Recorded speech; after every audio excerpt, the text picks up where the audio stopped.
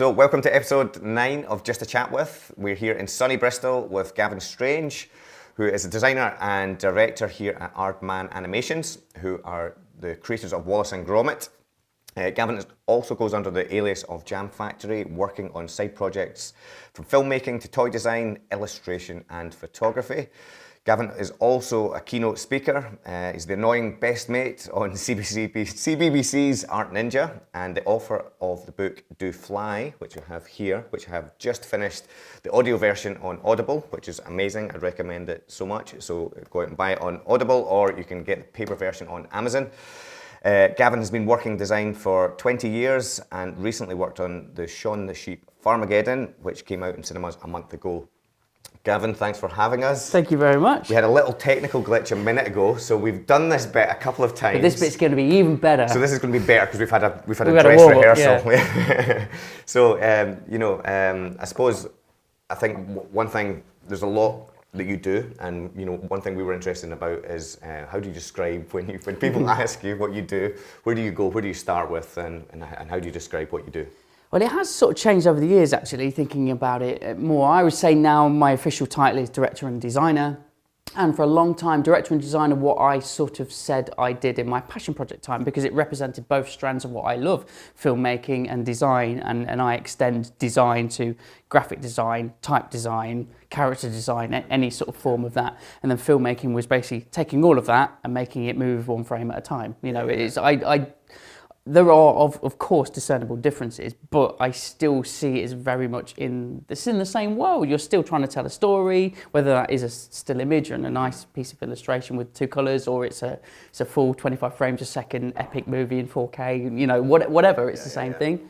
So yeah, I sort of say I'm a director and a designer, and often I very proudly follow up with for Aardman Animations. I'm really, really proud of that. I love this place.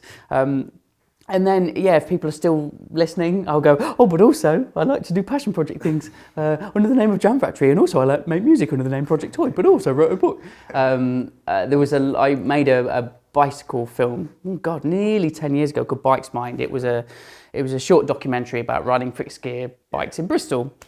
And because I was sort of so consumed, it became a catchphrase that all my mates would take the mickey out of. That their impression of me was, I made a bike film, because that's all I ever said. So I think it's because I get so proud and I'm so passionate about these things that sort of happen, often by just seeing what can happen, that I'm very glad I've got friends who will call me out and go, I made a bike film. So now I go, I'm a director. I love that has changed over the years. I joined the industry as a junior graphic designer, and now I get to be a director and a designer. So it's always changing, but I feel really happy and very content, and it just feels right. This is what we were saying earlier off camera, right? I feel so content being here, and I feel at home. Yeah, and I think we were saying before that we're really excited to be here, and Lewis has got a really funny story. No, we were saying just earlier that when I was younger, I went through like an Aardman phase, a stop motion phase, and became quite obsessed with Aardman. And at primary school, we were asked to write letters to people that we kind of like wanted to, idols and stuff. And mine was to Nick Park, and got a reply. But he said he was quite busy and he couldn't invite me down just yet. But here we are. So how many years later is that? I don't know, like probably about a good 15 now, I reckon. Yeah. I would love it if we exit this building and we see Nick. I know. Yeah. Go, Nick, Surprise. Lewis is here. He's here. You will remember? You're like, It's so good. No, absolutely. Yeah, but we were saying, I suppose, like what you were saying there is like being a creative. It's kind of freeing to be like good humoured and not take yourself too seriously. Yeah. And Aardman definitely kind of feels that it's iconic, but it's not too proud of itself. It's definitely. That's what I love. I genuinely love that its heart is about charming people, really, and making them giggle and being silly and not taking things seriously. And although there is a real serious side, and actually a project that I'm working, like it's a dream project I'm doing at the moment, is both. It's very comedic, but it has a very serious message. But I feel like that is still within the wheelhouse of Aardman and me and this, because it's about making stuff with passion. And what people know Aardman for, if they do, then it's Wallace and Gromit and Shaun the Sheep and Chicken Run and things. And they are real flagship you know, very, very, very proud moments here. But there's a good 40-year plus history of really interesting people doing stuff that's very big and well known, but also weird stuff, interesting stuff, dark stuff. There's a channel for a while called Aardman's Dark Side. That's some really weird stuff, man. It's so fun and so interesting. And you know, I'm a huge fan of everyone's stuff and what goes on here. So yeah, it's nice to feel like this is home. And what does your day-to-day look like at the moment? So like, what are you working on just now, and how does the sort of 8 or 9 hours pan out for you every day? At the minute, they go by really quick.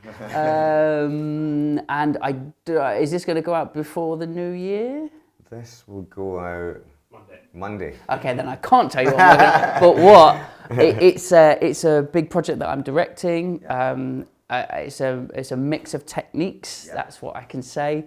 And it's very big in scale. It's very funny, but it's very emotional, and it's a film that we're making in collaboration with a really great organisation.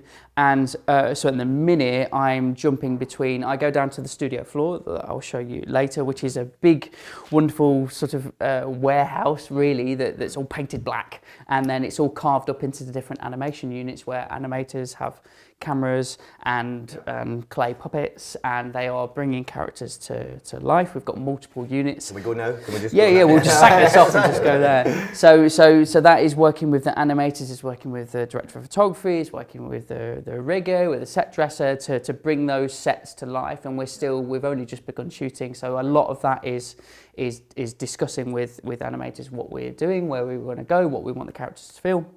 Also with that is shooting things called labs, live action videos, and that is me doing a base performance of what the character is going to do. We've already got the voices recorded, so we've got quite a lot of characters in this film. So we've got that. We've got a little unit that I will take myself off into and just record myself over and over and over, just trying to get the performance. And because there's so many characters that are all on screen at once, I'm having to be a dad and a mum and a teenager and a toddler. There's a lot. So there's a lot of doing that and then back and forth. So that's over that side as we develop things. And also just working with the DOP is wonderful, because you know, seeing real light hit a real physical thing is really, really special. I am still a huge Aardman fan of its stop frame history. But that's just one half of it. We've also got an amazing CG team that we make all sorts of stuff. And my last directing gig was a full CG film. And there's about 130 people here? Or it grows and shrinks. Sort of in terms of staff, I think there actually might be a little more now. But then when there's a feature film on, there can be 300 or 400. You know, because stop frame animators and the whole stop frame production often moves around the world. So if Leica in Portland is doing something, a huge crew will go over there. When Wes Anderson was shooting Isle of Dogs, you know, in Paris, they were shooting stuff over there. So there's a big, in terms of the stop frame community, they move around a lot. But it grows and shrinks as what's going on. So yeah, so there's a lot of sort of back and forth. And then when I'm here, we're doing CG stuff. It's working with the technical director. It's working with the animators and modelers and riggers and lighters.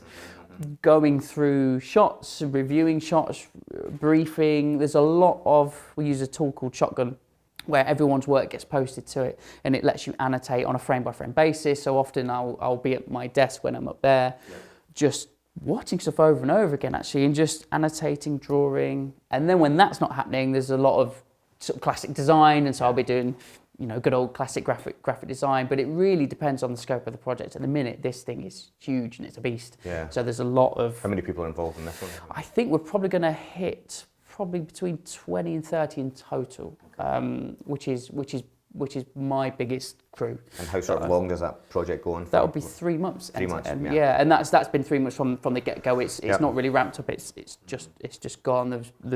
We very proudly, it was an original story that I very fortunately got picked to tell, and so it's then we're working with an amazing writer called Sam and developing it. So it's been sort of from the go, let's develop it more and more.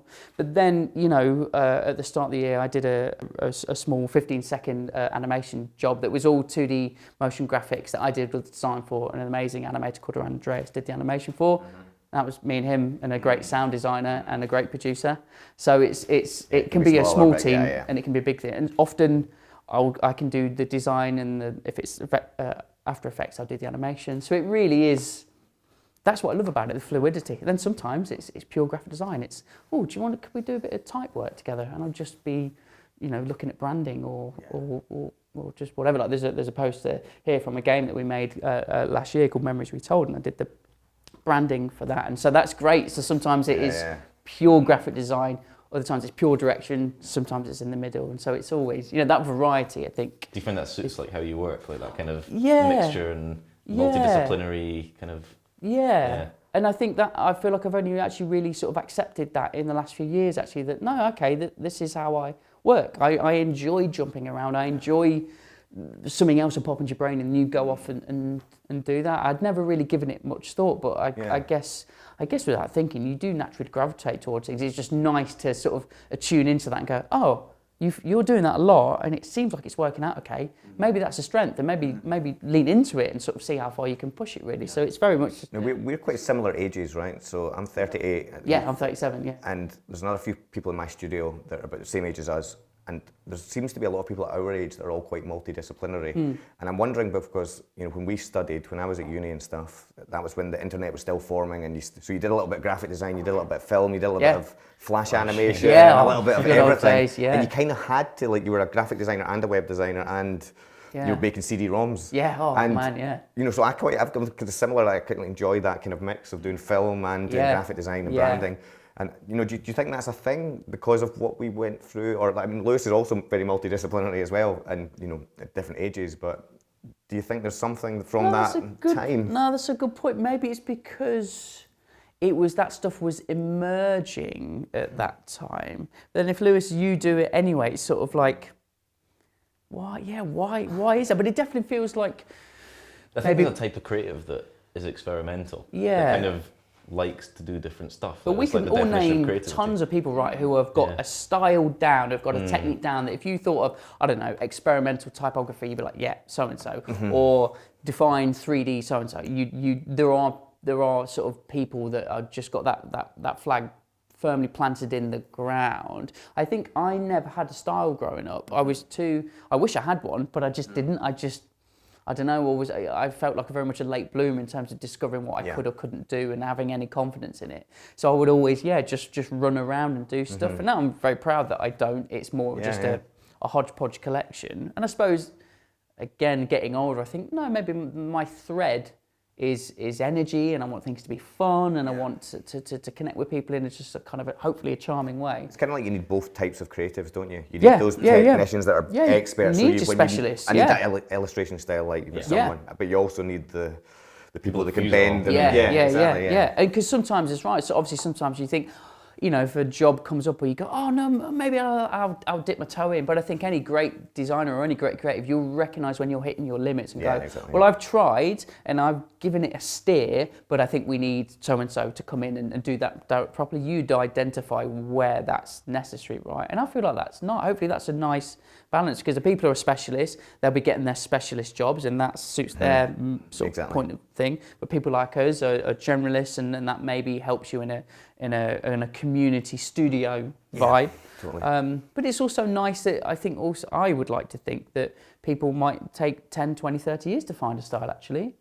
And it's just because you're born without one doesn't mean that you can't develop it. It might come and it might not. I think you can lose so much energy and nights of sleep going, oh, but I don't have a style. But just keep making stuff. You're not going to discover it until you keep making stuff. It might never come. Yeah. But maybe don't search too much for it. And do you kind of believe, I kind of believe that everyone's got creativity in them somewhere. It's just at different levels and volumes, and you kind of need to find it. Definitely. But I'm also interested in kind of nature nurture. So were your parents, they kind of nurtured creativity? Did they see it in you early, or was it something that you self-initiated? And I suppose from you as well. I don't know that from you. I mean, my mum and dad have always been very supportive. My dad's really great at drawing and being an artist. He didn't go into the profession, he's an engineer, but I have vivid memories of asking him to draw stuff because I was fascinated that he could just draw something. I'm not great at drawing, and I was sort of fascinated in that. They knew I was really into art and sort of just visual stuff. Same as my brother. My brother's a brilliant artist. He's 6 years younger than me, and he's very talented painter and sculptor and does all sorts of stuff. And they just, I think, and I spoke to this back to Greg actually, in the sense of they just wanted me to move forwards. I think because I was never too sure where I was going, whether I had the talent or the skill to go onwards. They just didn't want me to get too hung up on not doing anything because I'm paralysed with choice. They wanted me to at least move towards the next stage, so whether that's going from school to college to getting a job. So I knew I didn't want to do the university thing, so at least I had some sort of plan. Yeah. They just kind of wanted me to be happy and wanted it to be realistic. I think that's the thing. They wanted it to, we're in the real world and you need to earn money to pay rent and to live a life.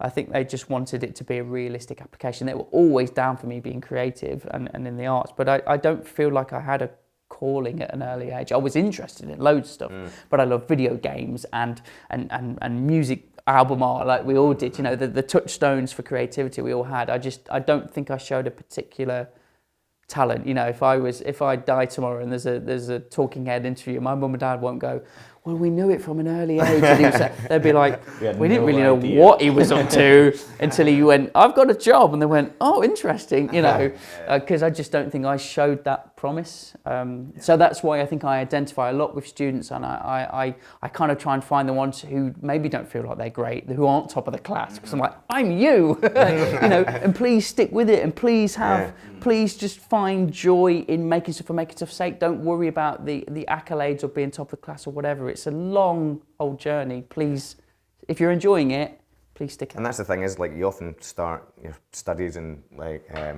creativity, like whatever course you choose, and you think, you think, oh, I'm not as good as a designer as all these other people, but there's so many jobs and there's so many different strands, and like, you might go from being, thinking you want to be a designer to actually being a creative project manager. Yeah. And that's where you get your creativity. I think that's important for people, especially sort of younger listeners, to understand that it's not always what you set out to be, because like Lewis, you set off in a design course, didn't you? Yeah, I mean, like the team at Campfire especially is like a mixture of engineers and politicians and Latvian chicken farmers. Of course, the classic. Yeah. There's not many of us actually anyway qualified to do what we do. Yeah, I think that's the thing. I think I find solace in that. I really like asking people. And even just today, I've met 2 new people who've joined the project that we're working on, and it's great hearing them. And often it's never the path that you think it is. They started as one thing, and actually they found a talent for that, or actually they had a total opposite reaction, went, oh, I'm not happy doing that. And people don't. I think there's great people, and it's so easy to look up to the people that we adore, that their work, and you put them on a pedestal, and you think, oh, I can never be you, but you're never going to be. You're you. And I know it's dead easy to say this stuff. Of course it is. Yeah. But it's hard. The hard bit is being kind to yourself and just sort of listening to that and going, okay, well, don't focus. Take inspiration from them. Yeah. But try and spend the energy on you being you, and actually hearing that people.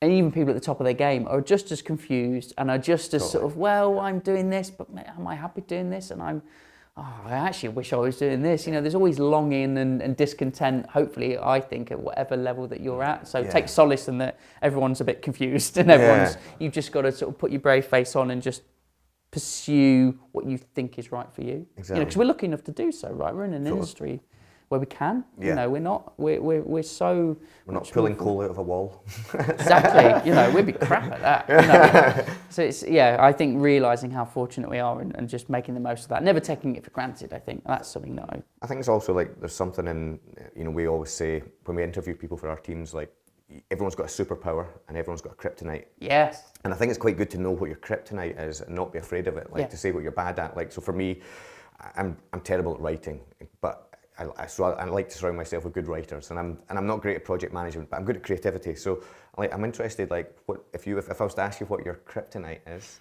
right? God, everything.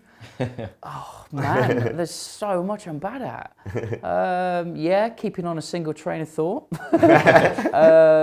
Actually, I'm the same. I really like surrounding myself with writers, especially in this industry. I love stories, but I'm not a writer. He says. I enjoy writing, but sort of the format of creating a story and making a cohesive world, it's never really grabbed me. I love it having the idea for, it could be this, but the sort of minute details when a writer really shines to build that world, it's never going to be me, and I'm not going to try and force it because there's so many great specialists out there that can do it. So definitely that side of things. I'm definitely very visually led, and I'm getting hopefully better and stronger at being the full package of understanding that, especially in terms of directing and filmmaking. So there's always, I feel like that is a lifelong pursuit for any creative, to bolster your skills so you're a more rounded individual. Well, so I'm an off festival loyal. I think my first festival was probably the one that you did the titles for. No way, 2016? Yeah. Amazing. It must have been. I've been to about 5 now, so maybe. Did you like the sound system? It was awesome, yeah. So no, I was going to ask, like, that project, it was brilliant, it was exciting. I think one of the reasons people liked it so much was because it was ridiculous. It was a project you shouldn't take on, and you did. So it'd be good to know, like, just, I don't know, people that weren't there, like, explain the process and how that was for you. So to give a quick roundup, the off 2016 title sequence was a stop frame, live action, motion graphics, rap video title sequence. And it is all of those things because we wanted it to be all of those things. If you haven't been to off, obviously you have, it's just full of energy, isn't it? It's explosive, there is all types of personalities, it's loud, it's big, it's brash. And we definitely wanted to hit people with a celebration of that. And I think why I love that project so much actually is because I feel like it's me. I feel like that's me personified. That's how I feel. That's how I want people to feel. And we wanted it to be sort of visually in your face. And I'm a huge fan of early 2000s rap videos, sort of the era of Hype Williams and MTV2, and just getting obsessed with just putting MTV2 on, watching a video, and just anticipating what would be next, what that little title card would say, who the artist was, who the director was, and just being sort of, you would get a new piece of content every 3.5 minutes. It was amazing. You could just churn through, and especially as the night went on and like MTV2 Gonzo came on, and you get some weird stuff, and that's when I discovered things like, Chris Cunningham and the videos of Uncle and, all the, Spike Jones and all of that stuff that I it's now... kind of the original Vimeo staff picks, isn't it? It was a whole channel of staff picks. And so I kind of wanted to hark back to that, and especially music video, right? Everyone wants to design, every graphic designer wants to do an album sleeve, and every director wants to do a music video. So that's what it was, and the way that came about was I was speaking at an Off Satellite Festival in Qatar in the Middle East. As you do. As you do. And because I don't drink, but the party, all of the speakers would like a drink, but you can't drink out there unless it's in a 5-star hotel. So it would just mean all of these ragtag bunch of artists and designers would go to these very fancy hotels. So one night I'm having a lovely meal, and Hector, who is the director of Off, is a really interesting guy. He's very quiet, very just doesn't say anything till he needs to say something. He just sort of sidles over to me one night and says, "I have a proposition for you, but I need to be more drunk to ask you." And then he sidled away again. What is happening now? What? Oh, okay.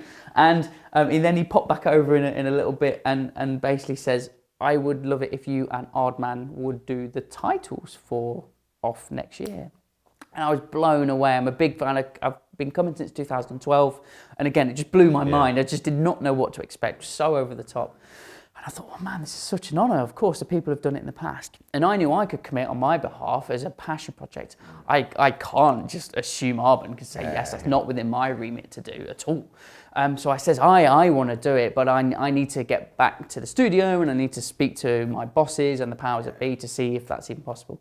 But at the same time, I text a friend of mine who is a director here. He's creative director of Wallace and Gromit. His name's Merlin Crossingham. He was animation director on Nick Park's Only Man. He was lead animator on Chicken Run. He's the guy. He's amazing. He's been here for 25 years plus. And said, I've got this passion project. I'd love to work with you on it. It's a big thing. I'll talk to you later. And he just said, sounds really exciting. Let's chat when you're back.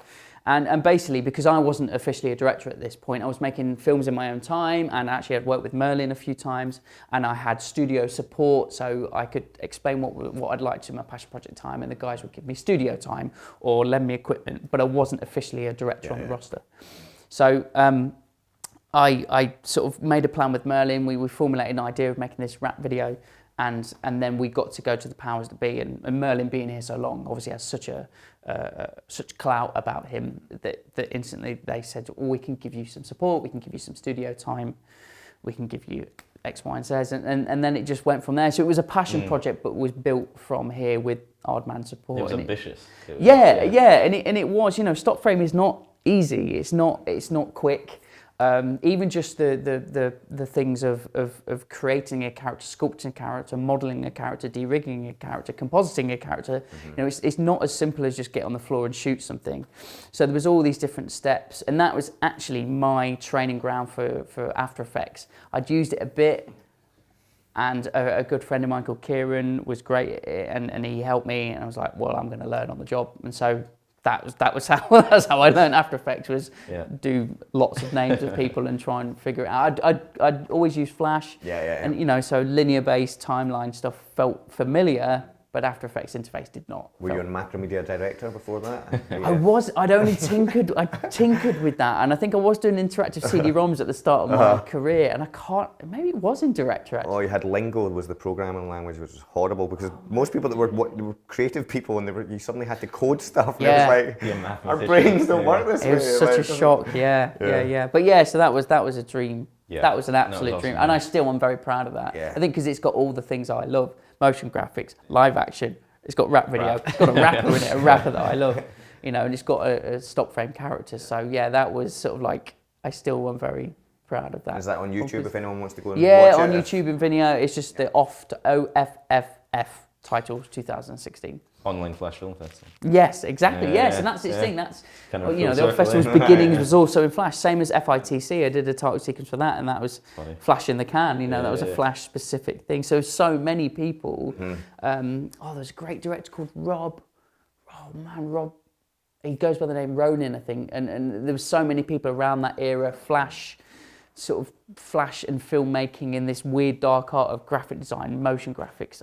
Our head of motion keeps a Windows laptop at his desk, and that still runs a version of Flash because he likes to draw some stuff in Flash. That's his thing. I keep saying to Rob, you've got to let it go, man. You've got to let it go. Flash is gone. He's still holding on. He's got this relic. I like that. I love it as well. He really, in a nice way, reminds me of you. He's a very similar character, and his desk is surrounded by lots of little toys and things. Trinkets. And last night, I was lying in my bed, texting him, saying, I'm meeting Gavin tomorrow. Like, what do you want me to ask? And what did he say? Let me find this. It's on my phone.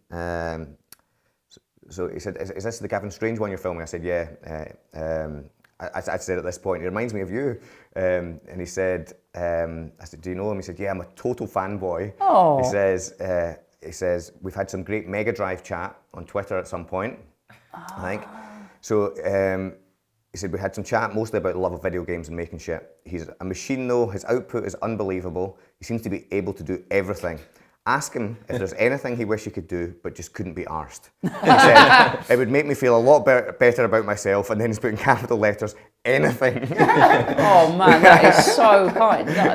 Oh my God, I feel like I do lots of things, but there's a difference between doing lots of things and doing lots of things well. I fall into the camp of just doing some things. I'm hoping, but by doing them enough over time, it might turn out well.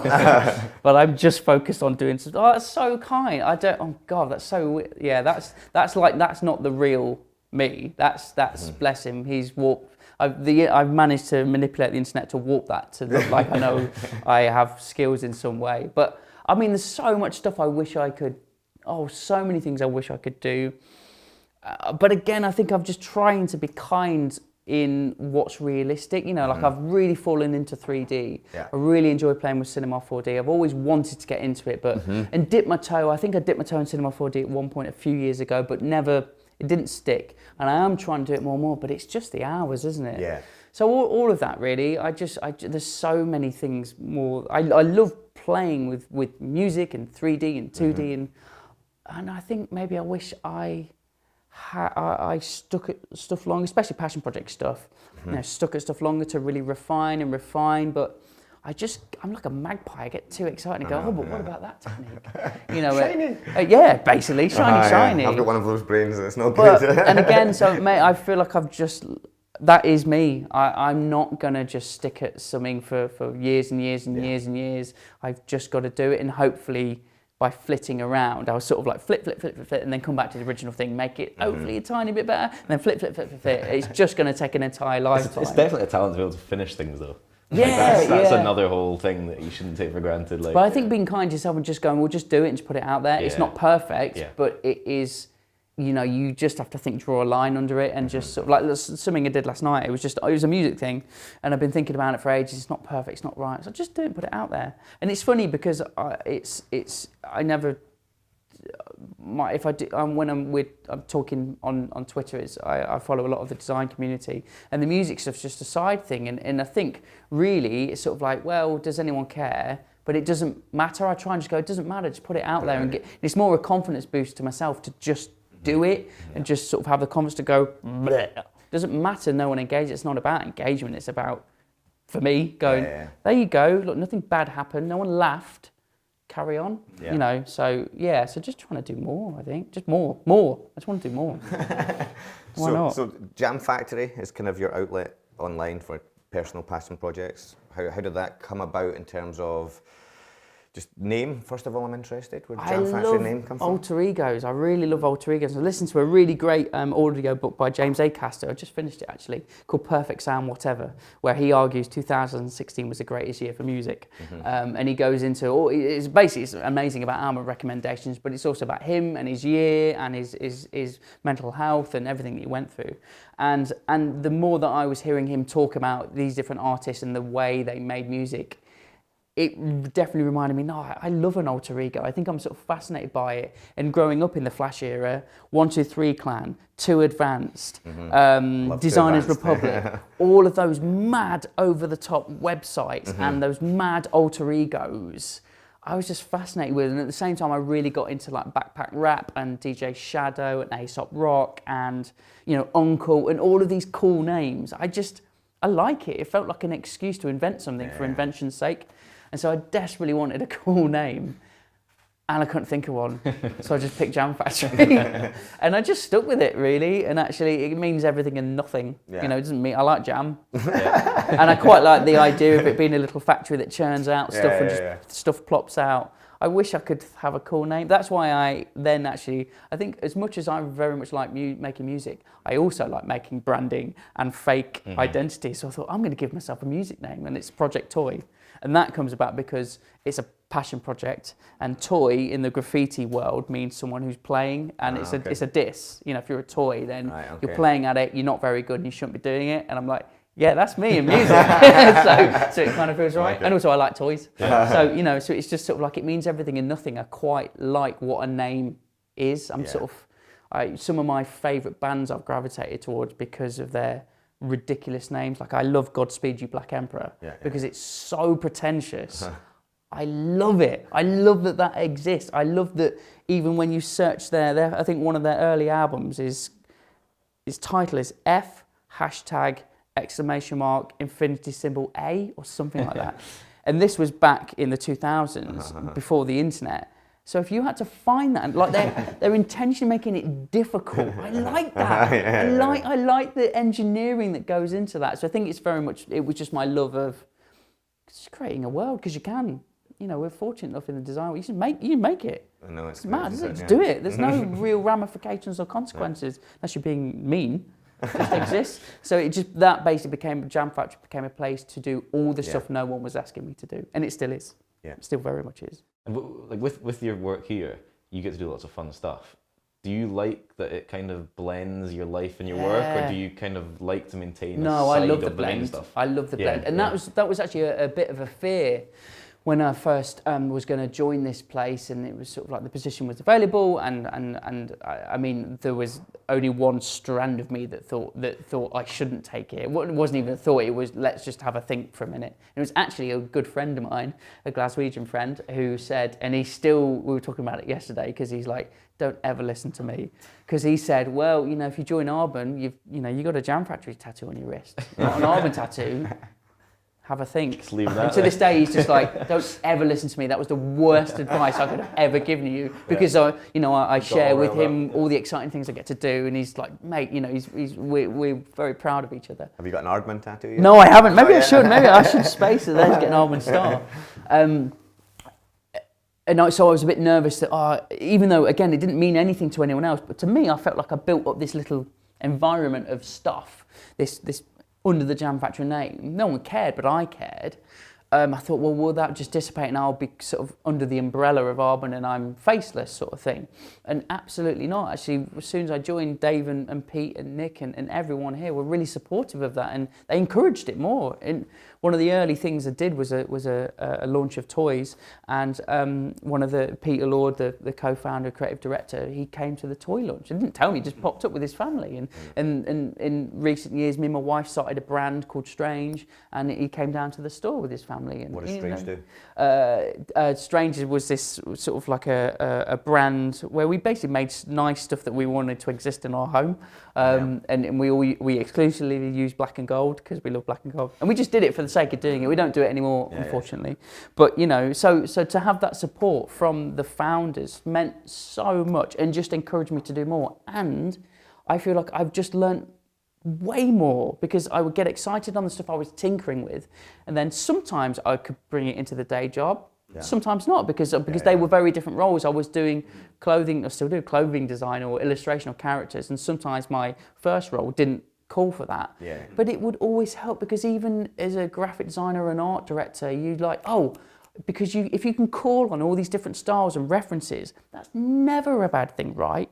Just to be useful in a conversation, in a brainstorm of, you might overhear a colleague talking about a totally separate thing, but because you've then spent your night getting lost on an internet page or a YouTube link, you're like, actually, I saw that. You're useful. You're a resource. The more experiences you can have, the better, isn't it? So I've always just felt there's a huge benefit to it personally. I feel fulfilled, and I feel like it's been encouraged. It's not always right. Sometimes it isn't useful, and they are very separate. But it's lovely that they can just coexist. Well, it's even the fact that you've got the time today. You're in your work, but you're getting to talk on this. So it shows the support. It's fluid and flexible, and they've all, again, it comes down to that trust thing of just making great stuff, and actually who you are outside of those working hours is always going to shape who you are within working hours. So I'm just conscious of your time, because you have to get back. So I suppose just maybe one last question. There's maybe a lot of people that listen to this who are just getting into the creative industries, who are just finding their feet, trying to figure out how to do it, how to get a job. Looking back now, sort of 20 years, if you could talk to a younger version of you, young Gav, what one bit of advice can you give him? I think I've sort of thought about this before, and if it was me, if it was going back in time, I wouldn't say anything to myself. I'd stay silent, probably also just out of embarrassment of just I wore way too much hair gel, which obviously has clearly had consequences now. It's coming to us all, don't worry. Because I think it was just so important to make all the mistakes. I worked way too long into the hours. I burnt myself out. I worked way too less. I got easily distracted. I think it's so important to make all those mistakes. I guess the piece of advice I would give to anyone is to try not to worry too much about what the output is. Just make the work. You're only going to get better and better and better by repeating it. Don't get too precious. Don't worry too much about, is it perfect? My boss once said to me, don't make it perfect, make it now. Just do it, get it out there.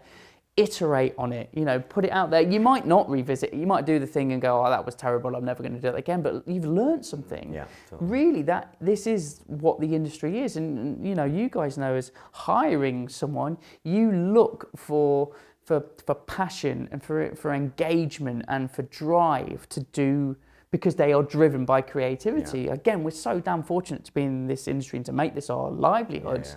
You want someone that's engaged with it. So you might have someone that has a great body of work, but everything feels a bit begrudged and a bit sort of like you're forcing it out of them. And you might have someone who's also maybe a little more scrappy, dare I say, but they're just, you can tell the enthusiasm and drive. That's the person. Take the drive every day, don't you? Yeah, absolutely, always. You know, and I mean, maybe we're more feeling like that because we are more generalists, and so you can recognise that in other people. But I just think, at the end of the day, because when things go wrong and things get difficult, it's a person with drive and passion and enthusiasm to get round a problem than the person who's given that blocker and goes, situation's not perfect, and so I'm going to phone in the performance. Or, you know, it's going to be problem solving, especially in design. That is what it is, isn't it? It's solving a problem, and that client call might not go great, or, you know, you're going to rely on the passionate, engaged person, and that doesn't mean experience. That means drive, and that is something that they can conjure. You can't manufacture experience. You've just got to do it through time. But if they are just putting in the hours and the energy in themselves, that always wins out, in my opinion. Fantastic. Well, thank you so much. As usual, thank you. I could spend another 3 or 4 hours sitting here talking. I feel like we're just getting warmed up. I know. So thanks for listening. If you like what you're hearing and you want to support the podcast, please rate and write us a review to help us get the word out. If you've been listening on Spotify or Google Podcasts, you can also watch the full episode on YouTube. We publish a new episode on the last Monday of every month, so make sure you're subscribed, and we'll see you next time. Thank you. Bye, cameras. Thanks, Gav.